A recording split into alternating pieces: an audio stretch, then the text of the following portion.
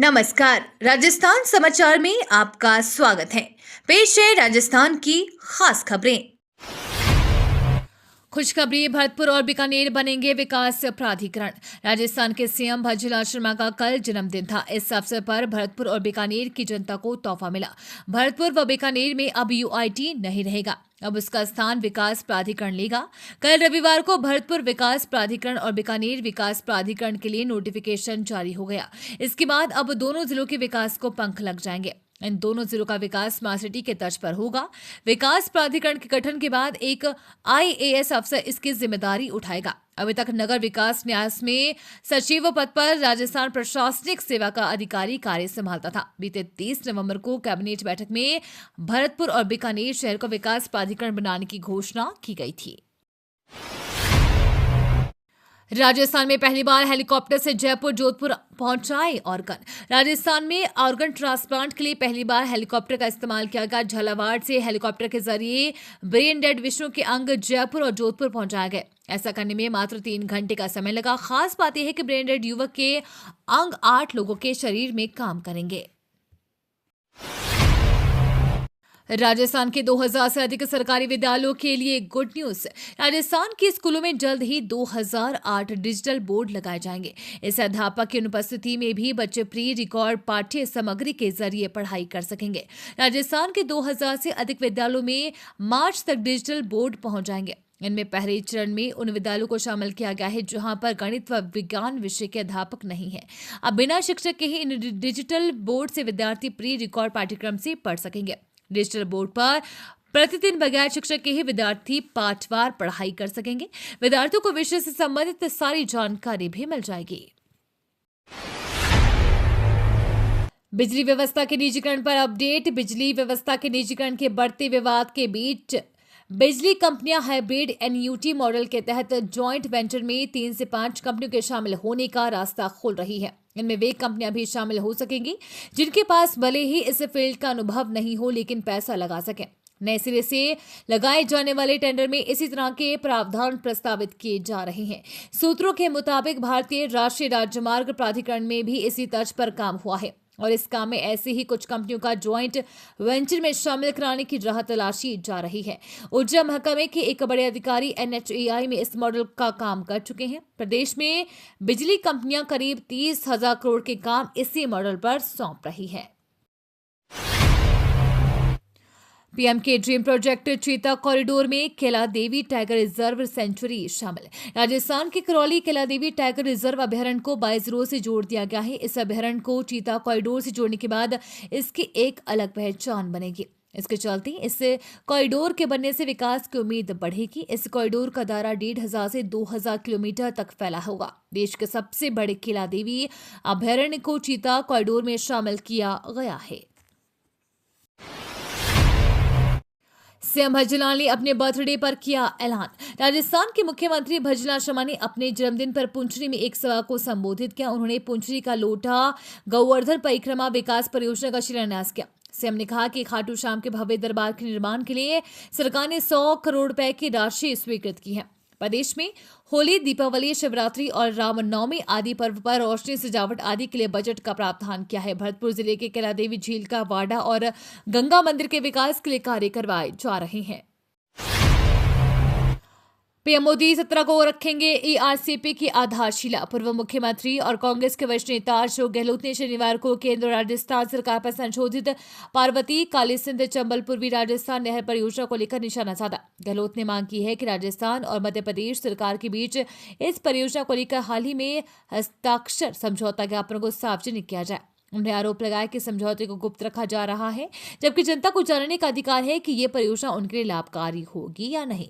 गहलोत ने कहा कि यह पहली बार है जब 2 राज्यों के बीच में समझौते को सार्वजनिक नहीं किया गया है। गृह मंत्री अमित शाह से मिले सांसद राजकुमार रौत। बांसवाड़ा डूंगरपुर से सांसद राजकुमार रौत ने कल रविवार को गृह मंत्री अमित शाह से नई दिल्ली में मुलाकात की। सांसद राजकुमार गृह मंत्री अमित शाह से आदिवासी क्षेत्र की समस्याओं विकास पर चर्चा करने के बाद सिख और जाट रेजिमेंट की तर्ज पर आदिवासी रेजिमेंट की मांग भी उठाई है। सांसद राजकुमार रौत ने बताया कि देश के गृह मंत्री अमित शाह से मुलाकात को लेकर समय मांगा गया था, जिस पर रविवार को पार्लियामेंट ऑफिस में 3 मिनट की मुलाकात हुई। इस दौरान उनसे आदिवासी क्षेत्र को लेकर चर्चा हुई। सांसद ने बताया कि जाट और सिख रेजिमेंट की तरह ही आदिवासी रेजिमेंट शुरू करने की मांग रखी है। डिप्टी सीएम दिया कुमारी ने देसुरी नाल के खतरनाक मोड़ का किया निरीक्षण। उप मुख्यमंत्री दिया कुमारी कल देसुरी नाल पहुंची और खतरनाक मोड़ पर हो रहे हादसों का निरीक्षण किया, जहां हाल में ही स्कूली बस के हादसे में 3 बच्चों की मृत्यु हो गई थी। जिसके बाद उप मुख्यमंत्री ने अधिकारियों को जयपुर से बुलाकर सड़क के सुधार और हादसों से बचने के उपायों पर चर्चा की। उन्होंने ये सुनिश्चित करने की दिशा में काम करने की बात कही कि इस रास्ते पर भविष्य में हादसे न हो। इसके बाद डिप्टी सीएम दिया कुमारी मुंडारा पहुंची, जहां उन्होंने पंचायत राज और ग्रामीण विकास राज्य मंत्री श्री ओटाराम दिवासी जी की माताजी के देवलोक गमन पर श्रद्धांजलि अर्पित की और शोक संतप्त परिवारजनों को ढांढस बंधाया। बेफिक्र होकर घूम सकेंगी महिलाएं। मुख्यमंत्री भजनलाल शर्मा ने कल अमर जवान ज्योति जनपद पर राज्य सरकार के कार्यकाल के 1 साल पूरे होने पर पुलिस बेड़े में कई गाड़ियां शामिल की। जनपद पर इसे लेकर विशेष कार्यक्रम आयोजित किया गया। कार्यक्रम में मुख्य अतिथि मुख्यमंत्री रहे। इस दौरान ACM home Anant, DGP Rajasthan UR Sahu, पुलिस मुख्यालय और जयपुर कमिश्नरेट के अधिकारी मौजूद रहे। पुलिस पेट्रोलिंग में 25 नए बड़े वाहनों को शामिल किया गया। सीएम ने कार्यक्रम में 25 पुलिस पेट्रोलिंग वाहन, 22 पुलिस इंस्पेक्टर पर 750 motorcycle, 101 advance life support ambulance का लोकार्पण कर दिया। इन्हें हरी झंडी दिखाकर रवाना किया। इसके साथ ही कालिका पेट्रोलिंग यूनिट की शुरुआत की। रीट परीक्षा के लिए आवेदन आज से। राजस्थान शिक्षक पात्रता परीक्षा 2024 के लिए ऑनलाइन आवेदन आज 16 दिसंबर से शुरू होगा। फॉर्म 15 जनवरी 2025 की रात 12 बजे तक भरा जा सकेगा। आवेदन राजस्थान माध्यमिक शिक्षा बोर्ड की वेबसाइट https://board.rajasthan.government.in पर जाकर करना होगा। रीट परीक्षा में 2 पेपर होते हैं। रीट 1 का आयोजन कक्षा 1 से 5 तक के लिए और रीट लेवल 2 का आयोजन कक्षा 6 से 8वीं तक के लिए ग्रेड 3 शिक्षक बनने की पात्रता के लिए किया जाता है। बीएसएफ में नौकरी पाने का शानदार अवसर नहीं देनी होगी लिखित परीक्षा।